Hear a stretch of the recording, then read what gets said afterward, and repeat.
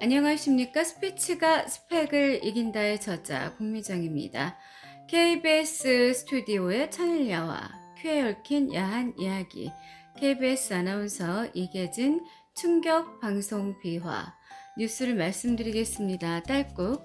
오늘은 20번째 낭독 시간입니다. 읽어드릴게요. 아구 죽겠네. 헉헉.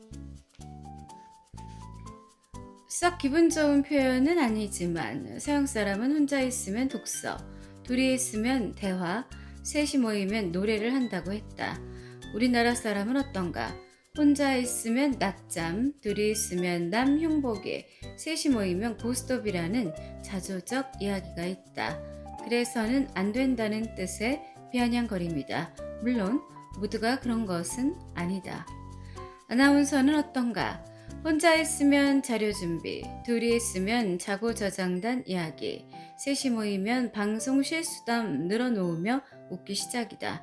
내 실수, 네 실수, 제3자의 실수, 오늘 실수, 어제 실수, 옛날 실수, 후배 실수, 동료 실수, 선배 실수 등으로 이야기꽃은 끊임없이 피어오르는데 신기한 것은 새로운 실수담에도 가가대소하지만 2번, 3번, 어떤 때는 훤히 아는 이야기인데도 들을 때마다 새롭고 가가대소 우습다. 참으로 이상한 일이다. 코미디 개그도 재방송은 재미없는데 10번을 들어도 늘 새롭게 들리고 재미있으니 말이다. 여기서 참고로 자고저장단이란 것이 무엇인지 설명해야 하겠다. 일반인들이 잘 모르는 것이기 때문이다. 우리말은 발음의 길고 짧음에 따라 뜻이 달라지기도 하지만 높낮이의 차이도 있다. 그 뜻을 합쳐서 자고저장단 혹은 음고저장단이라 하고 이를 줄여서 자고저라 말하기도 한다. 올바른 뜻의 전달을 위해 꼭 필요한 것인데 엉터리 방송인들은 그러한 공부를 전혀 하지 않은 사람들이다. 어떤 것인지 예를 들어보겠다. 건강, 말린 생강, 건강, 신체가 튼튼함, 정서방, 고물의 정씨 성을 가진 사람, 정서방, 나라 정씨 성을 가진 사람, 돌집, 돌잔치 하는 집, 돌집, 돌로 지은 집. 이렇게 뜻이 전혀 다르니 아무렇게나 말을 해서는 안 되지 않는가? 그래서 아나운서들은 둘만 모이면 직업병처럼 무슨 말은 짧으니 무슨 말은 기니 하면서 설명에 열을 올리고 표준어냐 아니냐를 따지며 반성하고 충고한다.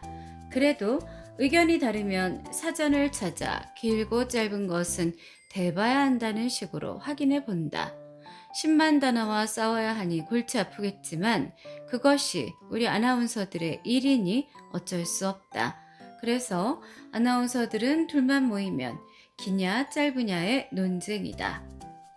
셋이 모이면 방송 실수담이라니 그건 또 무슨 연유인가.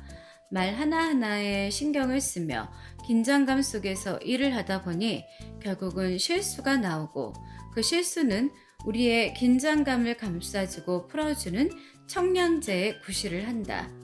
끊임없는 실수담이라니 무슨 실수가 그렇게 많으냐고 할지 모르나 했던 이야기 또 하고 보태서 또 하고 빼고 또 하고 이 사람은 이렇게 저 사람은 저렇게 허풍을 섞어 이야기하다 보니 새록새록 재미가 나는 것이다.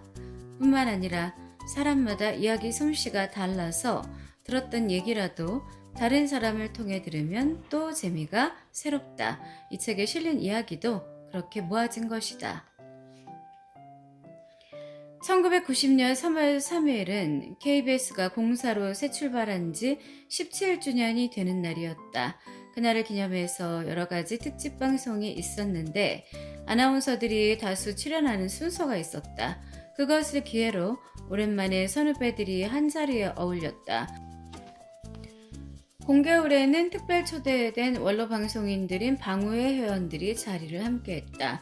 문시영, 강찬선, 황우겸, 이현, 김창구, 이상만, 이기아 선생 등이었다.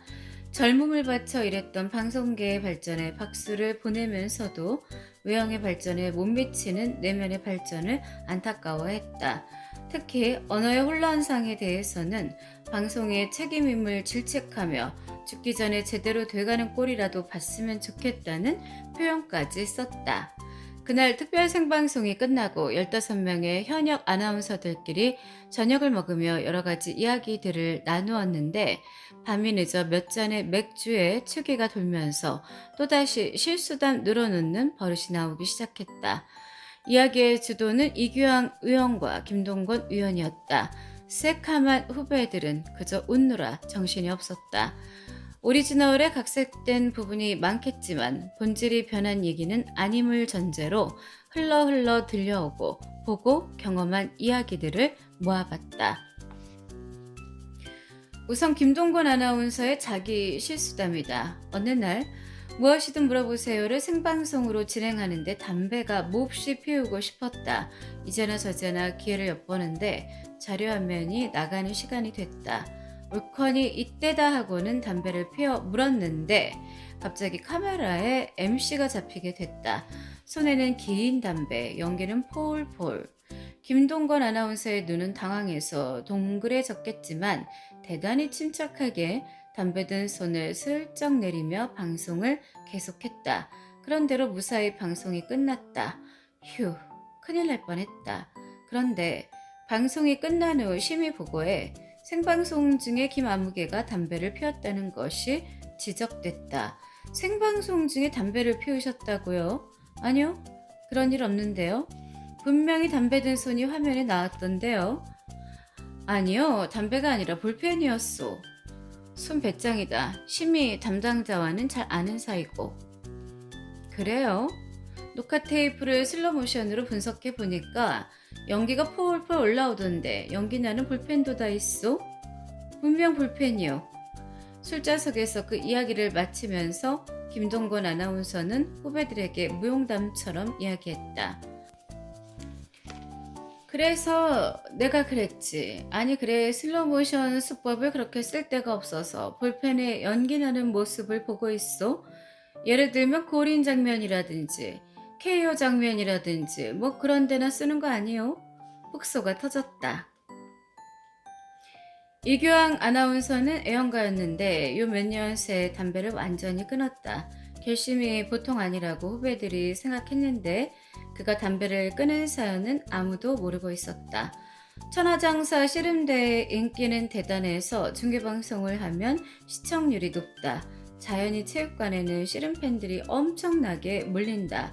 어느 날 천하장사 씨름대의 중계방송을 하고 있었다. 이규황 아나운서 역시 애완가라서 중계에 지장이 없는 순간순간에 담배를 피우는 습관이 있었다.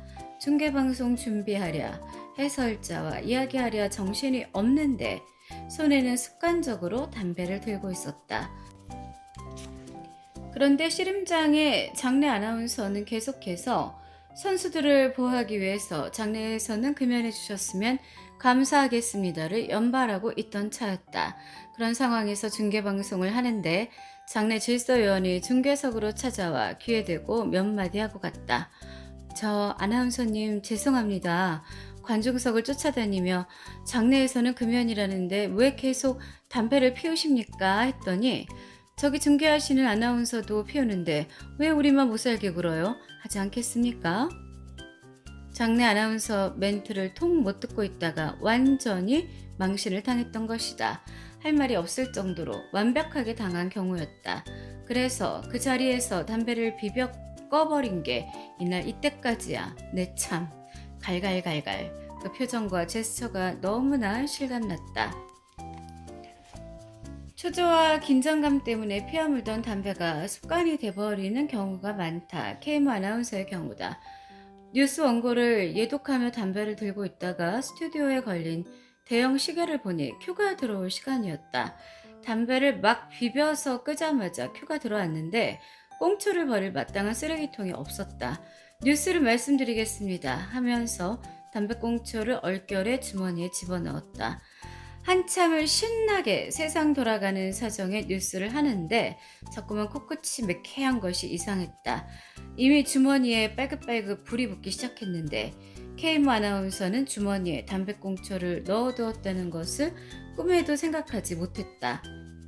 정부는 오늘 오후 수출 부진을 타개하기 위해 경제장관 회의를 열어 어쩌고 저쩌고. 이제는 연기까지 폴폴 나기 시작하는데 벌써 옆구리 부분이 따끈따끈하지 않겠는가?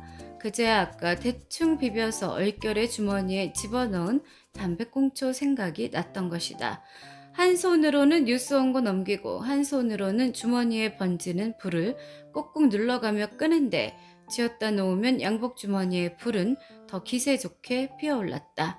다음 소식입니다 해놓고 잠시 주머니를 내려다보니 이미 반은 탔더란 것이다. 양복은 타지요. 재채기는 나려 하지요. 뉴스는 아직도 꽤 남았지요. 옆구리는 뜨끈하지요. 결국 10분짜리 뉴스를 8분까지 참고 참으며 견디다가 두 손 들고 끝냈다. 아나운서 살려. 우에헤헤 낄낄낄낄. 후배들은 술맛이 더더욱 좋았다.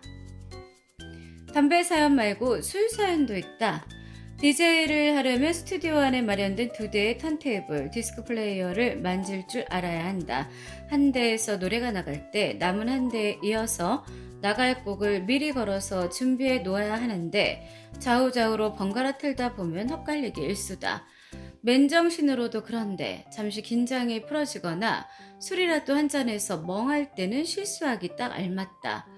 어느 날 명 DJ 모 씨는 약주가 약간 되신 상태로 스튜디오로 들어갔다. 늘 하던 솜씨라서 별 탈 없이 진행이 되고 있었다.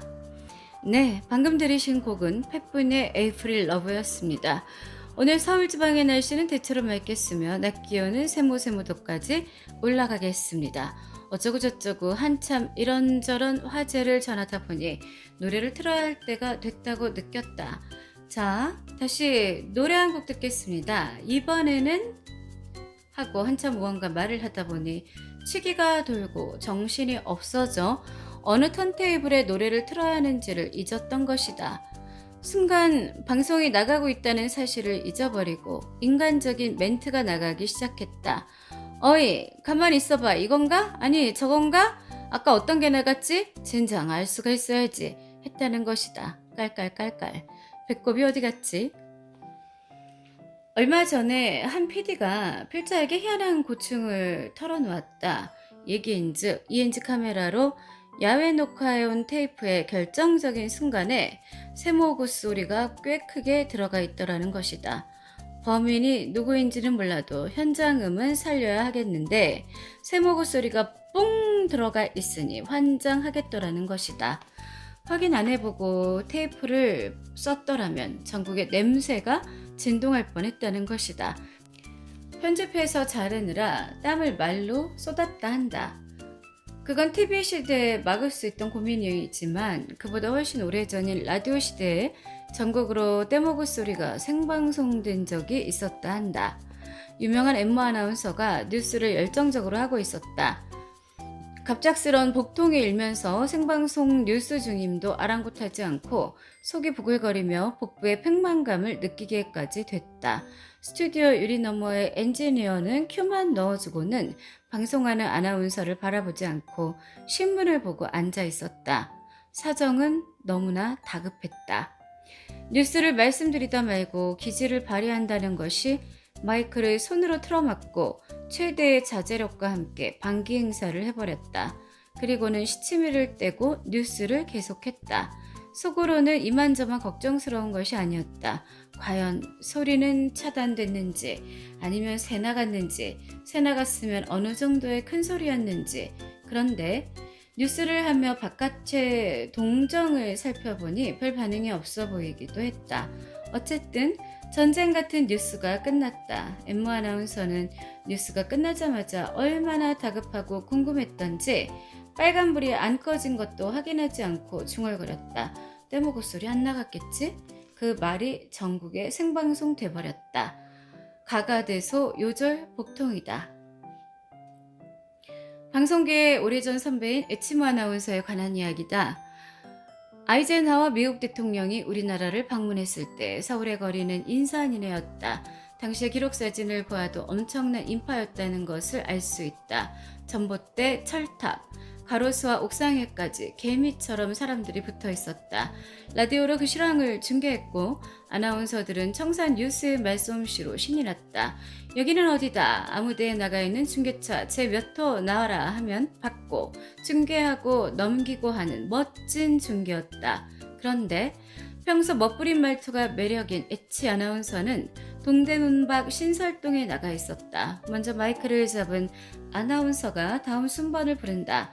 네, 그러면 신설동에 나가 있는 중계차 세모호 엣지 아나운서 나와주세요. 아, 얼마나 기다렸던 순간인가. 멋지게 해보자. 네, 여기는 신설당. 신설동 한다는 것이 신설당이 되고 보니 본인도 갸우뚱했다. 다시 하자. 네, 여기는 신설당.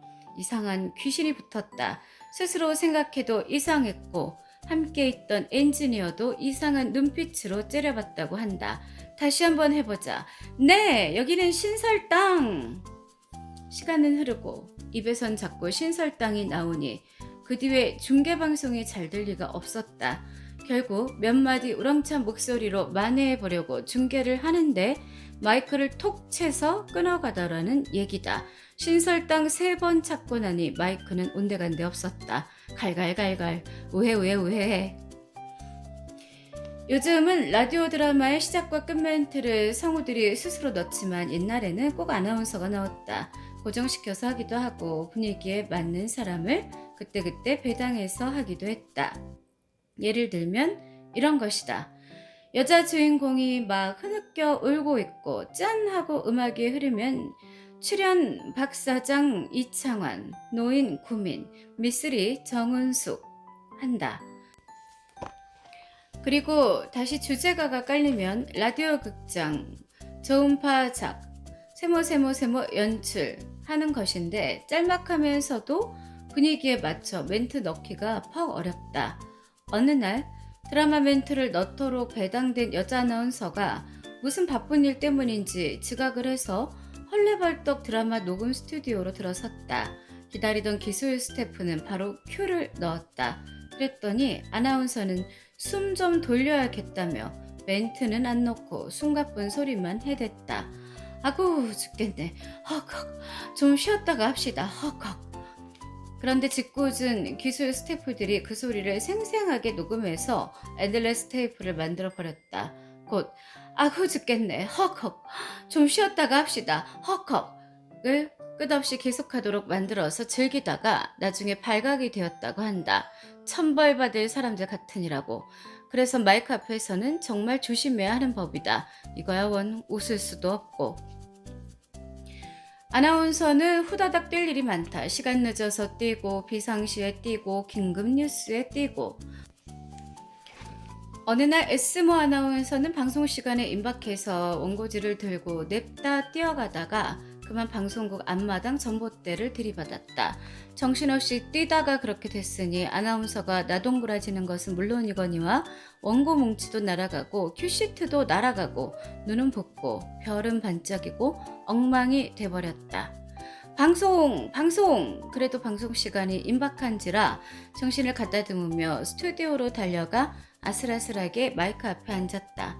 앉자마자 음악이 흐르며 큐가 들어왔다. PD는 큐를 했지만 아나운서는 헝클어진 원고 뭉치를 정리하지도 못한 상태여서 뭐가 뭔지도 모를 지경이었다. PD는 노래 곡목을 빨리 대라는 신호를 애타게 보내고 있는 터였다. 알 수가 있어야지. 에라 모르겠다. 곡목은 창밖에서 손짓하는 사나이? 조용필 씨의 창밖의 여자보다 훨씬 먼저 나온 창밖의 남자를 청취자들께서는 알고 계시는지요? 요즘은 생방송이란 말을 자랑처럼 하고 있지만 녹화 기술이 발달하기 전에는 좌우지간 모두가 생방송이었으니까 생방송이 별로 자랑거리가 되지 않았다. 생방송으로 보내드리고 있습니다 하는 소리에 방송계 원로들은 우스개 반응이지만 코웃음을 치며 말한다. 옛날엔 모두 생방송이었지. 지금은 새록새록 신기한 방송 기자재들이 개발 보급되고 있고 기계의 조작으로 별 재주를 다 부린다. 그러나 TV방송 초기에는 녹화는 가능해도 NG 장면 편집이 어려워 녹화도 생방송처럼 해야 했다. 공개 방송을 할 때도 중간에 틀리면 그냥 밀고 나가든지 아니면 처음부터 다시 해야 하는데 말이 쉽지 보통 곤란한 일이 아니었다. 퀴즈 프로 같은 대결 상황에서 점수 매기고 상품 다 나눠주며 진행하다가 어떻게 처음부터 다시 한단 말인가. 시모 아나운서가 편집 불가능한 녹화기로 녹화를 하고 있었다. PD, 기술 스태프, 아나운서 모두가 초긴장이다. 네, 그러면 여기서 아니야, 가만히 있어봐. 이거 야단났네. 틀렸어. 이거 봐요. 이거 다시 해야겠어. 응? 틀렸어. 이게 아닌데. 큰일이 벌어졌다. 부조정실에서 연출하던 PD와 스태프가 모두 사색이 돼버렸다. 그냥 계속해. 편집 안 되니까 그냥 하라고 해. 현장 조연출이 도둑놈 개꾸짖듯 손짓 발짓하며 그냥 계속 하랍신다는 사인을 보낸다. 아니야. 틀린 걸 어떻게 그냥 해. 이 난리를 친 내용이 편집도 못한 채 그냥 방송됐다지 아마?